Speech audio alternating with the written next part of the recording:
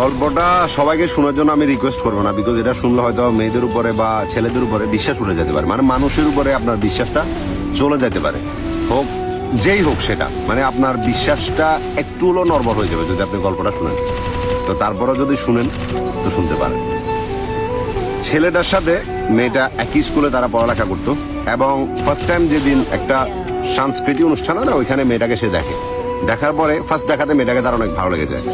দেন ছেলেটার একটা বান্ধবীর মাধ্যমে স্কুলের মধ্যে মেয়েটার কাছে তার নাম্বার দিল, এবং এখান থেকে তাদের টুকটাক কথাবার্তা বলা শুরু হয়েছে। দেন কয়েক মাস তারা ফ্রেন্ডশিপলি কথা বলার পরে রিলেশনশিপে চলে গেল, কিন্তু মেয়েটার একটা শর্ত ছিল যে তাদের রিলেশনশিপের কথাটা কেউ কোনোদিন জানতে পারবে না। তো ছেলেটা ওইটা অ্যাকসেপ্ট করে নিছে। দেন তারা দেখা করতো লুকায় লুকায়, কথা বলতো লুকায় লুকায়, মানে সবকিছু একদম পারফেক্ট চলতেছিল। এরপরে যাই স্কুল লাইফ শেষ হলো, কলেজে তারা একই কলেজে দুজন ভর্তি হলো। মোটামুটি কলেজ ফাঁকি দিয়া একটা বান্ধবীদের গ্যাং বানানিছে, বন্ধুরা সবাই মিলে একসাথে। তো কলেজ ফাঁকি দিয়া নদীর পাড়ে ঘুরতে যাওয়া, মানে এত সুন্দর রোমান্টিক ভাবে রিলেশনশিপটা চলতেছিল, যেটা অতুলনীয় ছিল, যার সাথে আপনি কোনো কিছু তুলনা দিতে পারবেন না। ঠিক আছে, এরপর আসলো করোনার টাইমে, মানে 1 বছর পর্যন্ত তাদের একে অপরের সাথে কোন রকম দেখা সাক্ষাৎ হয় না, বাট ফোনের মধ্যে কথাবার্তা হতো। 1 বছর পরে আবার দেখা সাক্ষাৎ হলো, একে অপরের সাথে কথাবার্তা বললো। তো সবকিছু একদম সুন্দর মতো চলতেছে, কোন রকম সমস্যা নাই, একে অপরকে প্রচুর পরিমাণ ভালোবাসতো। এরপরে ছেলেটা কি করলো, তার ফ্যামিলিতে মেয়েটার কথা সবাইকে বললো। বলার পরে সবাই একদম, যদিও প্রথমে বিষয়টা একটু নর্মালি নেয়, বাট পরে সবাই সুন্দর মতো মেনে নিছে যে দেখি আমরা কেমন মেয়ে। এরপরে যায় ছেলেটা একদিন মেয়েটাকে তার বাড়িতে নিয়ে আসলো। বাড়িতে নিয়ে আসার পর একদম ছেলেটার পুরো পরিবার মেয়েটাকে অনেক পছন্দ করছে, এবং ছেলেটার যে দাদি ছিল সে নিজের হাতে মেয়েটাকে ভাত খাওয়াই দিতেছে। দুপুরবেলা নিয়ে আসছিল মেয়েটাকে, মানে কলেজ ফাঁকি দিয়ে। তো বুঝতে পারতেছেন যে মানে কতটা ডিপলি রিলেশনশিপ হলে পরিবারের মধ্যে সবাই ওই মেয়েটাকে পছন্দ করছে, ছেলেটার দিকে তাকায়, ভাবুন কতটা ভালোবাসছে। ঠিক আছে, এরপরে যাই, মানে দিনকাল যাচ্ছে, তাদের পড়ালেখা সুন্দর মতো চলতেছিল। তো ছেলেটা বলতেছে যে যত মানে ওর সাথে সম্পর্কটা আমার ডিপ হইতেছে, যত আমরা একে অপরের কাছে আসতেছি, তত একটা ভয় মনের ভিতর বাড়তেছে যে যদি কখনো ওরা আমি হারাই ফেলি।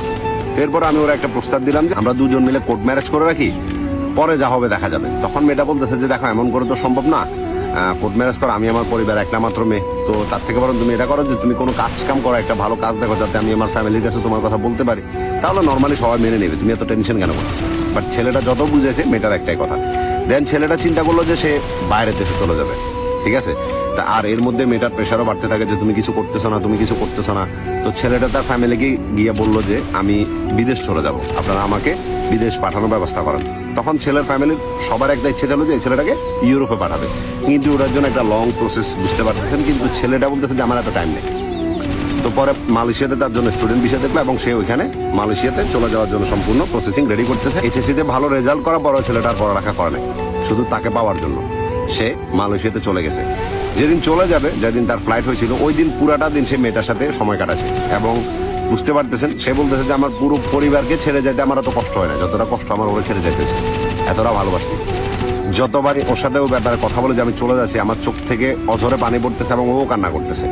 ও আমাকে বারবার একটা কথা বলতেছে যে বিশ্বাস কর, আমি কখনো তোমাকে ছেড়ে যাব না, দুনিয়াতে যাই কিছু হয়ে যাক, আমি কখনো দ্বিতীয় পার্সনের বউ হব না, আমি বউ তোমারই হব, তুমি আমার উপর ভরসা রাখতে পারো। রমজান মাস ছিল, বলতেছে যে রোজার মুখে আমি তোমার বলতেছি, তোমাকে ছেড়ে অ্যানাদার কোনো পার্সনকে বিয়ের কথা আমি স্বপ্নেও চিন্তা করতে পারি না। আমি তোমাকে ভালোবাসি, তোমারই আছি, তোমারই থাকবো, তুমি চিন্তা করিও না, নিজের লাইফটাকে সেটেল করো। দেন ছেলেটা বিদেশ গেল। বিদেশ যাওয়ার পরে মোটামুটি 3 মাস পর্যন্ত ছেলেটা যেহেতু স্টুডেন্ট ভিসা গেছে, সাথে সাথে তার কাজ পায় না, বেকার ছিল, তারপরেও মোটামুটি চলতেছিল। তো 3 মাস পরে যখন ছেলেটা কাজ কাম পাইছে, তখন মেয়েটা বলতেছে যে আমার পারিবারিকভাবে একটু সমস্যা চলতেছে, যেহেতু আমি তোমাকে বিয়ে করব, তুমি আমার হাজব্যান্ড হবা, তো তুমি যদি এখন থেকে আমার যে একটা খরচ আছে ওটা বহন করো, আমি অনেক খুশি হব। এটা শোনার পরে ছেলেটা তো অবশ্যই কেন নয় খুশি হয়ে গেছে, এবং ওই দিন থেকে মেয়েটা সম্পূর্ণ দায়িত্ব ছেলেটা নিয়ে নিছে। তার পকেট খরচ বলেন, তার যে যা চাইতেছে সবকিছু ছেলেটা এনে দিচ্ছে। মেয়েটার একটা স্বপ্ন ছিল যে সে ডিপেন্ডেন্ট একজন ওমেন হবে, মানে একদম নিজে কাজকর্ম করবে এরকম। তো ছেলেটা বললো যে তুমি ফ্রিল্যান্সিং শিখতে পারো, যেটা ভালো হবে। তো ফ্রিল্যান্সিং শেখার জন্য একটা কম্পিউটার তো অবশ্যই দরকার, মানে ল্যাপটপ।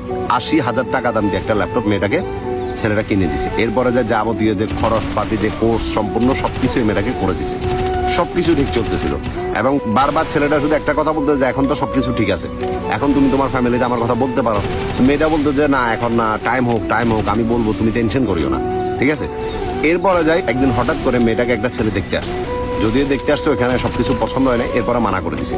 বাট তখন থেকে ছেলেটার ভয়টা আরো বেড়ে গেছে যে তুমি এখন তো বলে দাও কখন আর বলবা?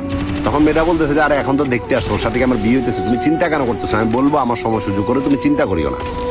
এভাবে কয়েকদিন যাইতে যাইতে যখন পাত্র দেখা একটা যাচ্ছে একটা আসতেছে, একটা যাচ্ছে একটা আসতেছে, এরকম হইতেছিল। একদিন হঠাৎ করে একটা পরিবার আসে যেখানে ছেলের মায়ের মেয়েটাকে অনেক পছন্দ হয়ে যায়, এবং তার এক সপ্তাহ পরে ছেলে নিয়ে আবার আসবে মেয়েটাকে দেখার জন্য। এবং এইটা যখন ছেলেটা শুনছে, তার মাথার উপরে আসমান ভেঙে পড়ছে।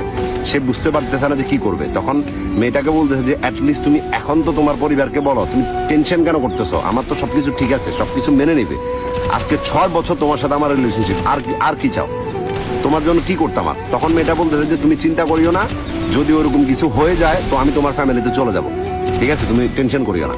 তখন ছেলেটা তার বাবার সাথে কথা বললো সম্পূর্ণ বিষয়টা নিয়ে। ছেলেটার ফ্যামিলি যদিও সবাই রাজি, কিন্তু ছেলেটার যে বড় ভাই ছিল সে রাজি না, বিকজ বড় ভাইয়ের এখনো বিয়ে হয়নি। তারপরও বড় ভাইকে যখন কান্নাকাটি করছে, বড় ভাইও রাজি হয়ে গেছে।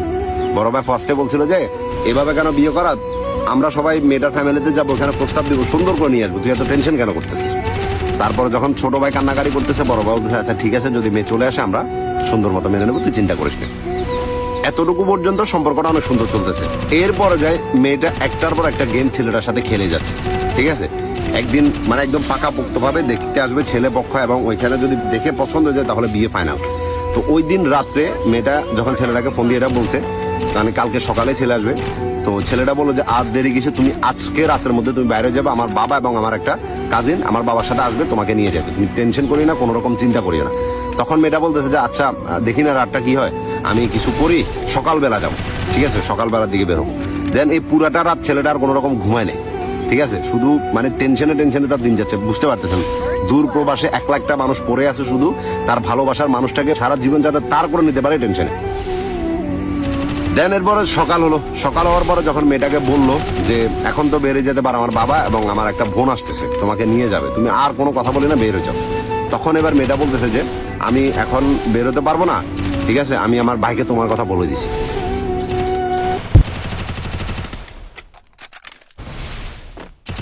Double kill.